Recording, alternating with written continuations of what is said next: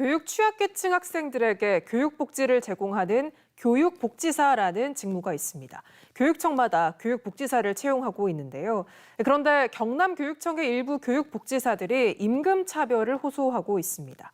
관련해서 이미 2년 전에 국가인권위가 개선 권고를 내렸지만 여전히 나아지지 않고 있다는데 교육복지사들이 경남교육청을 상대로 집단 소송에 들어갔습니다. 이재경 기자입니다. 2년 전 교육복지사로 채용돼 밀양교육지원청에서 일하고 있는 표창현 씨. 2022년 이전에 채용된 기관 교육복지사들과 급여 유형이 다르다는 걸 뒤늦게 알았습니다. 기본급만 50만 원 정도 차이 났습니다. 저도 당연히 기관에 근무하기 때문에 그분들과 같은 임금을 받을 거라고 생각을 했죠. 근데 월급을 받으면서 그게 아니었다는 걸 알고 좀 박탈감이 컸습니다. 기관 교육복지사는 학교가 아닌 교육지원청에서 일하는 교육복지사들로 경남에는 25명이 있습니다. 이 가운데 2022년 3월 이후 채용된 18명은 단체 협약상의 문제로 앞서 채용된 7명보다 급여가 적습니다. 원하던 직장을 정말 얻게 되었는데 내 자격이 이렇게 결국엔 남들한테 차별을 받게 되는 요 정도 뿐일까.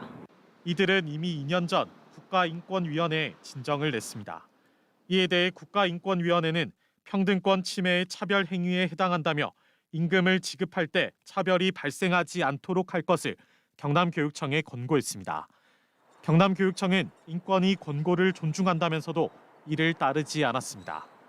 기관 교육복지사들의 임금은 교육부와 17개 시도교육청이 함께 진행하는 집단 교섭에서 결정하는 부분으로 지난해 교섭에서 경남교육청 의견이 받아들여지지 않았다는 겁니다. 국가인권위의 권고를 받아들이겠다 이렇게 해서 중앙집단임금교섭에 상정을 했습니다만은 중앙집단임금교섭에서 경남교육청의 입장을 불수용하는 것으로 결정이 났고요. 채용 시점에 따른 임금 차등 지급은 차별이다.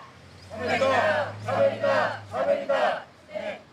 이에 노동계는 동일한 업무를 하고 있는데도 단지 채용 시점이 다르다는 이유로 임금 차별을 자행하고 있다며 반발했습니다. 전국 학비노조는 임금 차별과 관련해 여러 차례 문제를 제기했는데도 바뀌는 게 없자 경남교육청을 상대로 소송을 제기하기로 했습니다. 미지급 임금 청구를 위한 집단 소송에는 18명의 기관 교육복지사가 참여합니다. 사실상 그 본질적인 차이가 거의 없는 상태이기 때문에 그런 상황에서 기본급이 거의 50만 원 가까이 차이가 나는 상태여서 현실적으로 어떤 차별을 겪고 계신지를 소송 과정에서 좀 밝히려고 하는 의미가 있습니다. 경남교육청은 7, 8월쯤 열릴 예정인 집단 임금 교섭에도 기관 교육복지사들의 임금 차별을 해소하기 위한 안건을 올리겠다는 계획입니다. MBC 뉴스 이재경입니다.